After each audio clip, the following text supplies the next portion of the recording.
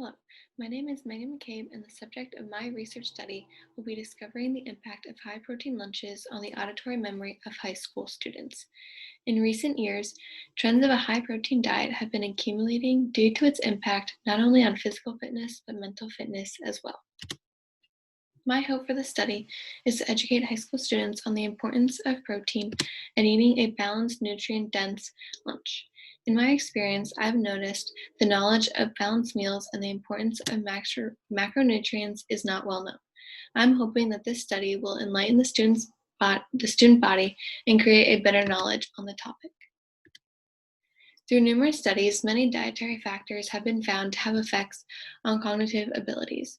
In a study conducted by Gomez Pinilla, he found that dietary lipids and omega-3 polyunsaturated fatty acids, such as DHA, are normally found within the cell membranes. This is necessary for normal brain function. DHA supplements have been shown to enhance cognitive function and increase the level of hippocampal brain-derived neurotrophic factor.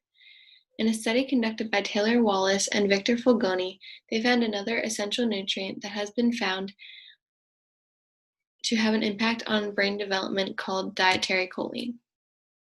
This essential nutrient plays an important role in several bodily processes and is commonly found in foods such as chicken liver, salmon, eggs, shiitake mushrooms, chicken broilers, and steak.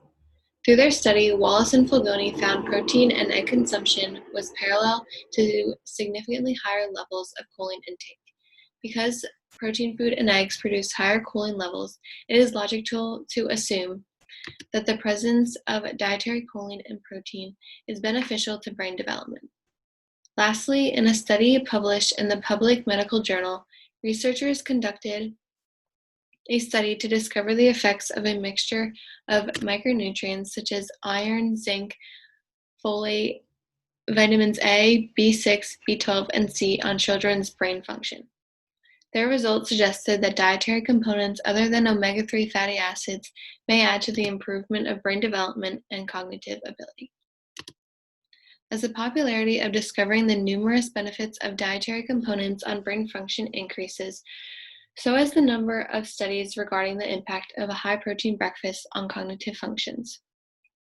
Emelian and her colleagues performed a study to prove the importance of the macronutrient composition of breakfast on cognitive function in undergraduate students. Participants were instructed to take a baseline cognitive test and then divided into 4 groups, receiving one of 4 different meals.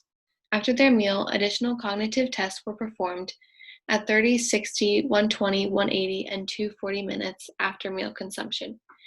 Results of this study showed that groups who received no breakfast or low protein were more likely to score poorly on the cognitive memory tests. Similarly, Edefanti and his colleagues conducted a systemic review of 103 articles that provided information on the correlation between cognitive performance and energy intake at breakfast. The researchers found that a lower postprandial glycemic response or high amounts of fiber is beneficial to cognitive performance. Together with Emelian's results, one can infer that Edefanti's results show changing the macronutrient composition of breakfast to include more protein will lower the glycemic response of the participants, therefore benefiting their cognitive performance. Despite the abundance of studies on the benefits of protein on the brain, many of these sources have neglected to study the impact of protein and lunch. Is lunch not equally important? In addition, while a number of these studies discuss the role of protein in the improvement of memory, they neglect to discuss protein's effect on auditory memory in particular.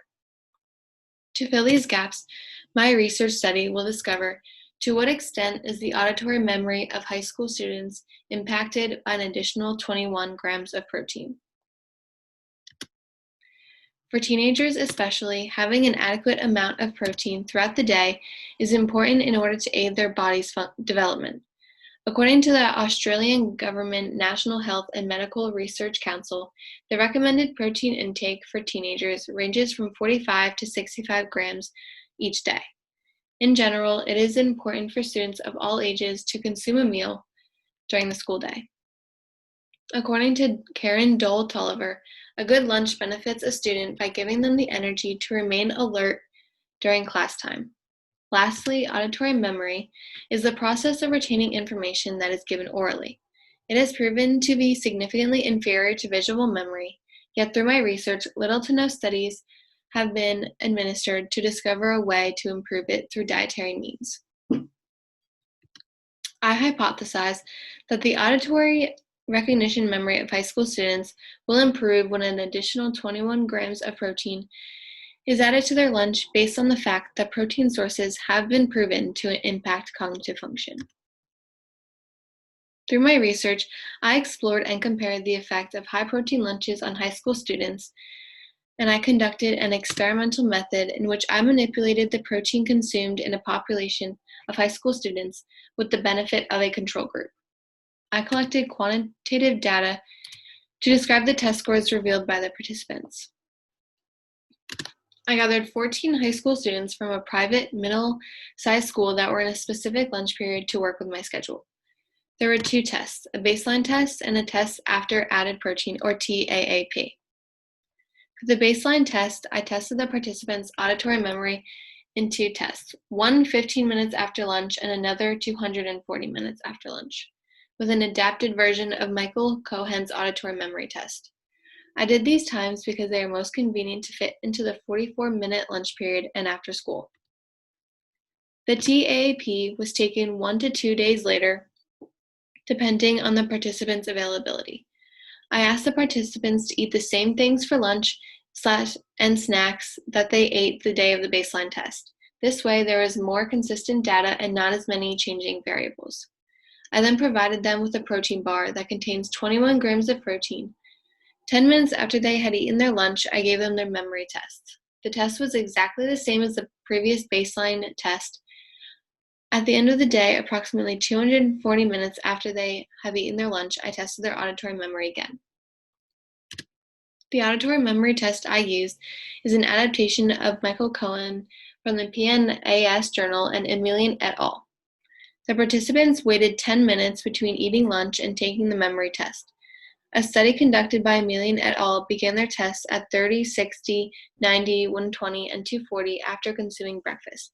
However, due to time constraints, I could not do all these timestamps, so I chose the first time, manipulating it to 10 minutes after lunch and the 240-minute timestamp. First, the participants listened to 64 sound clips ranging from animal sounds to kitchen appliances. Immediately following the first phase, the participants listened to another series of 64 sound clips, half from the first phase and half new. These sounds were shuffled in order to inhibit the serial position effect, which states that the first and last sounds are always remembered. I then provided a chart that included all of the sounds of the second sound test. The participants were asked to mark which sounds they recall as old or new. This is an example of the chart participants were given. The test took approximately 15 minutes, composed of 128 sounds, each 5 seconds, which equals about 15 minutes. I then graded the test by creating a ratio of total correct over total amount of sounds. The additional 21 grams of protein that I provided came from a chocolate brownie Kirkland Signature protein bar. These bars are low in sugar with only 1 gram, so they did not raise the glucose levels in the participants. According to Edwards from the Harvard Mahoney Neuroscience Institute, the glucose levels of a food can affect cognitive function. I have chosen 21 grams of protein because, according to John Berardi, PhD, protein synthesis is stimulated maximally at 21 grams of protein. The participants for the control group are also from the same medium-sized private school. These participants had taken the same auditory memory test as the experimental group over the course of 2 consecutive days. Similar to the experimental group, I had the control group eat the same lunch for both days in order to keep the data consistent. However, they did not eat the same protein bar. The benefit of having a control group was to identify if there was an improvement in the participants' auditory memory due to the protein or to their familiarity with the sounds throughout the course of the study. When looking at the experimental group's averages alone, they showed that between the first and second testing days, there was a steady jump, approximately 12.6% in daily averages for most participants. This data suggests that the 21 grams of protein given to the participants on the second day of testing improved their score. However, the control group's daily average contradicts this statement. Based on the information presented, the control group's daily averages all consistently grew by approximately 12.73%.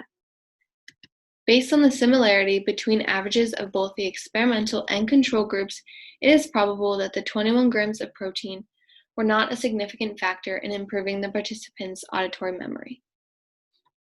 These results do not align with my hypothesis that additional protein at lunch will improve auditory memory in high school students. To see individual percent change from day 1 to day 2 for each participant, I found the difference between day 1 and day 2 averages. The individual percent change of both the experimental group and the control group is important because it shows the overall improvement that the participants demonstrated. The experimental group had a percent change of approximately 12.65%, and the control group had a percent change of approximately 12.73%. In the first table of the experimental group, participant 2 from the experimental group had a negative percent change. This individual may have lost focus or concentration on the second day and did not complete the test to their fullest potential. This negative number could have impacted the overall average percent change for the experimental group.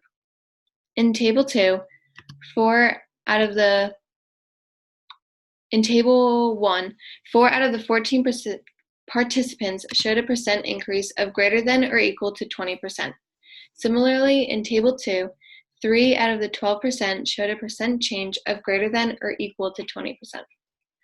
There is a chance that these 7 participants scored higher due to a higher aptitude, better concentration, or age than the other participants. A study performed by Murphy and her colleagues from the Kodash Journal found that with an increase in age, there is also a development of auditory temporal ordering, or the ability to recognize the order of sounds in a sequence. It is also possible that these participants were more apt to remember certain sounds based on their life experiences or preferences. Therefore, this may be reason for further investigation by other researchers in the future. Addressing the topic of high-protein lunches and auditory memory, this research project has demonstrated that adding an additional 21 grams of protein to a student's lunch does not have direct correlations to improving auditory memory. When only looking at the experimental group trends, there seems to be an improvement in each participant's test scores. However, the control group's data contradicts that argument because the participants in the control group also saw a relatively similar improvement in their scores. Research determining the effect of high amounts of protein on auditory memory, and at lunch specifically, has not been addressed before, and this experimentation can be the start of further research.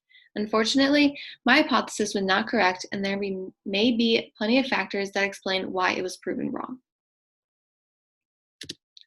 While I tried to eliminate as many distractions as I possibly could, there are still a number of things I believe could have affected my results.